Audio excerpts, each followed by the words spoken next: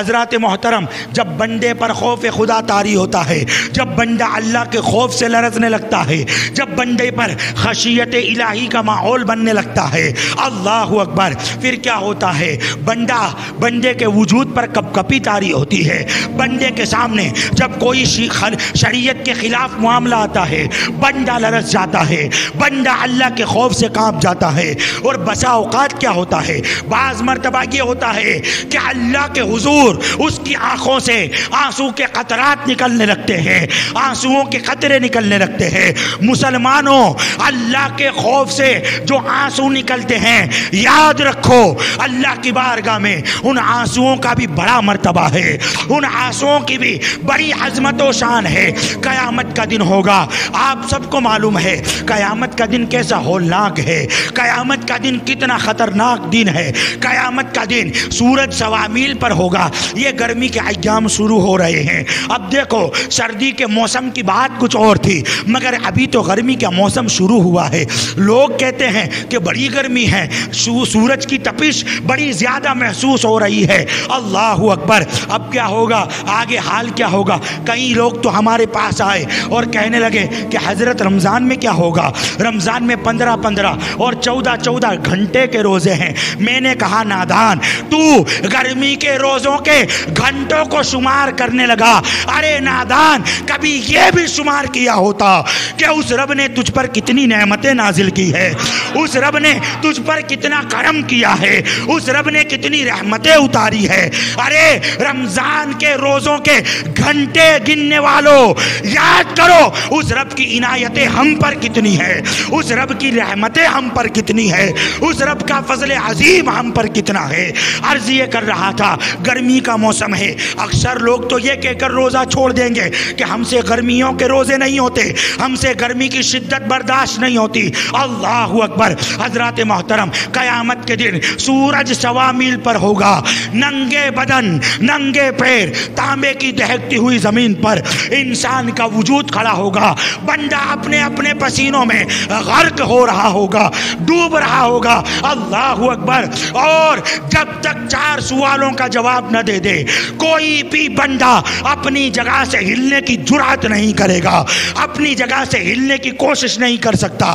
اللہ اکبر، سورج سوا میل پر اپنے اپنے پسینوں میں ڈوبنا اور رب کے حضور پیشی ہونا۔ قیامت کا دن بڑا زبردست دن ہے۔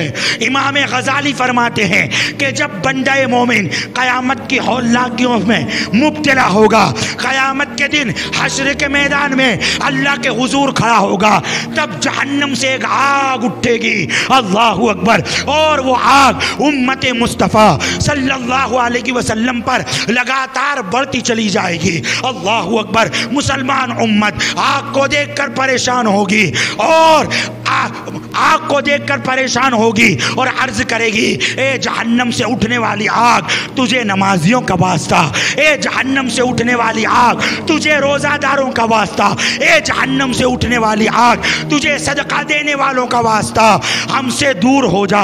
اللہ اکبر، مگر امام غزالی رحمت اللہ علیہ فرماتے ہیں کہ مسلسل وہ آگ ان سارے امت مسلمہ کی طرف بڑھتی چلی جائے گی۔ اللہ اکبر، حضرت جبرائیل امین عرض کریں گے، ایک اعلان کریں گے کہ امت مصطفیٰ کی طرف جہنم کی آگ بڑھتی جا رہی ہے۔ اللہ اکبر، جب یہ اعلان ہوگا اس میدان کے اندر یقیناً امتی پریشان ہوں گے، یقیناً امتی اللہ کے خوف سے لرز رہے ہوں گے، مگر مسلمانوں وہاں رحمت للعالمین بھی ہوں گے، وہاں امام الانبیاء بھی ہوں گے، وہاں آقا و مولا بھی ہوں گے، وہاں جناب محمد الرسول اللہ صلی اللہ تعالی علیہ وسلم بھی ہوں گے۔ اللہ اکبر، ان سے امت کی یہ تکلیف نہ دیکھی جائے گی، امت کی یہ تکلیف برداشت نہ ہوگی۔ اللہ اکبر، حضرت جبرائیل امین علیہ السلام ایک برتن لے کر آئیں گے اور آقا علیہ السلام کے ہاتھ میں دیں گے اور عرض کریں گے، یا رسول اللہ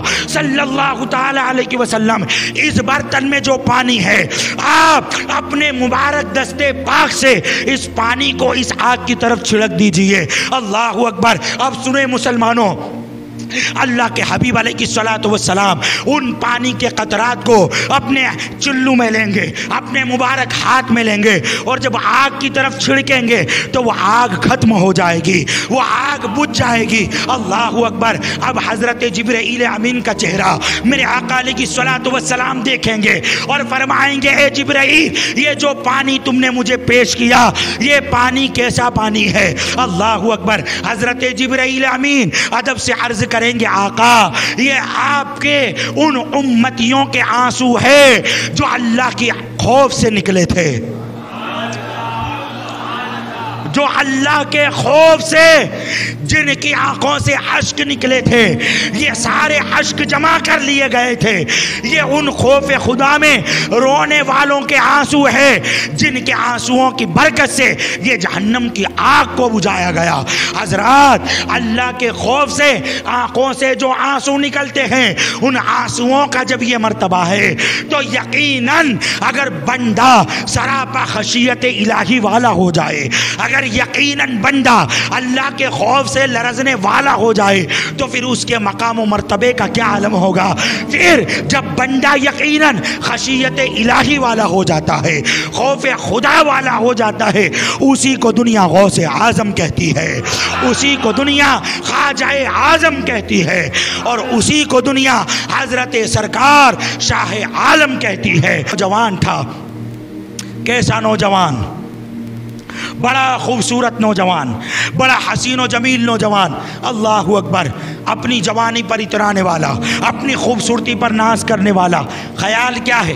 تصور کیا ہے؟ ذہن کیا ہے؟ ذہن یہ ہے کہ میں تو بڑا حسین ہوں، میں تو بڑا خوبصورت ہوں، لیکن وہ نوجوان بھی جب ایک عورت کے حسن پر اس کی نظر پڑتی ہے تو اس کے حسن کا عاشق بن جاتا ہے، اس کے حسن کی خوبصورتی میں مبتلا ہو جاتا ہے، اور جہاں جہاں وہ عورت جاتی ہے وہاں وہاں یہ جوان بھی چل رہا ہے، وہاں وہاں یہ جوان بھی اس کے حسن کا گرفتار بن کر، اس کے حسن کا عاشق بن کر اس کے پیچھے پیچھے چلے جا رہا ہے۔ اللہ اکبر۔ کیا ہوتا ہے مسلمانوں؟ وہ عورت کسی سفر میں مبتلا تھی، جب سارے قافلے والے سو گئے یہ اس عورت کے پاس پہنچا اور پہنچ کر کہنے لگا کہ اے عورت، تیرا حسن مجھے بڑا بھا گیا، مجھے کوئی قافلے کا ارادہ، کسی سفر کا ارادہ نہ تھا، لیکن میں تیری وجہ سے، تیری محبت میں یہ سفر کر رہا ہوں، اب جب تیری محبت میں آیا ہوں تو میرے عشق کو قبول کر لے اور پھر ہم اپنے شب و روز ایک ساتھ گزارتے ہیں۔ اللہ اکبر۔ وہ عورت کہنے لگی کہ اے جوان، بات تیری درست ہے کہ تو میری محبت میں گرفتار ہو کر کے یہاں آیا ہے، مگر میرا یہ سوال ہے کہ میں سفر کے دوران ہوں، قافلے والوں کے ساتھ ہوں، ذرا دیکھ قافلے میں کوئی جاگ تو نہیں رہا ہے، قافلے میں کوئی ہمیں دیکھ تو نہیں رہا ہے۔ اللہ اکبر۔ جوان بڑا خوش ہو گیا، اٹھا اور سارے قافلے کا معائنہ کرنے لگا، سارے قافلے والوں کو دیکھنے لگا کہ کوئی ہم کو دیکھ تو نہیں رہا ہے، کوئی ہم پر نظر تو نہیں کر رہا ہے۔ وہ سارے قافلے والوں کو دیکھ کر کے آیا اور آ کر کے کہتا ہے کہ سارے سو رہے ہیں، سب نیند میں گرفتار ہے، کوئی مجھے نہیں دیکھ رہا ہے۔ اللہ اکبر۔ وہ عورت کہتی ہے کہ اے جوان، تو نے قافلے والوں کو تو دیکھ لیا کہ کوئی مجھے نہیں دیکھ رہا، کسی کی نظر ہم پر نہیں، مگر مجھے ذرا یہ بتا کہ اللہ وحدہ لا شریک کے بارے میں تیرا کیا خیال ہے؟ رب کعبہ کے بارے میں تیرا کیا عقیدہ ہے؟ کیا وہ بھی ہمیں نہیں دیکھ رہا؟ اللہ اکبر۔ جب جوان نے اللہ کا نام سنا تو وہ اللہ کے خوف سے کانپ اٹھا، اللہ کے خوف سے لرز گیا اور کہنے لگا کہ ہاں، رب تو ہر وقت اپنے بندوں کو دیکھ رہا ہے، ہر وقت اپنے بندوں پر نظر کیے ہوئے ہے۔ اے مسلمانوں، اگر یہ عقیدہ بن جائے کہ اللہ دیکھ رہا ہے، اللہ ہر وقت ہمیں دیکھ رہا ہے، تو جیسا کہ علامہ اقبال نے کہا، مٹ جائے گناہوں کا تصور ہی جہاں سے اقبال گر یہ یقین ہو جائے کہ خدا دیکھ رہا ہے۔ انسان جوان پھر کبھی گناہ نہیں کرے گا۔ اللہ اکبر۔ وہ جوان لرز گیا اور اپنے حرام ارادے سے باز آ گیا، زنا کے ارادے سے باز آ گیا۔ اس نے سچی توبہ کی اور نیک اور متقی بن گیا۔ جب اس کا انتقال ہوا، کسی نے خواب میں دیکھا کہ وہ جنت کے باغوں میں ٹہل رہا ہے، وہ جنت کی گلیوں میں ٹہل رہا ہے۔ پوچھا، اے جوان بتا قبر کی منزل میں کیا گزری، قبر میں تیرے ساتھ کیا ہوا؟ اللہ اکبر۔ وہ کہتا ہے اللہ کے ڈر سے ایک گناہ چھوڑ دیا، رب نے سارے گناہوں کو معاف کر دیا۔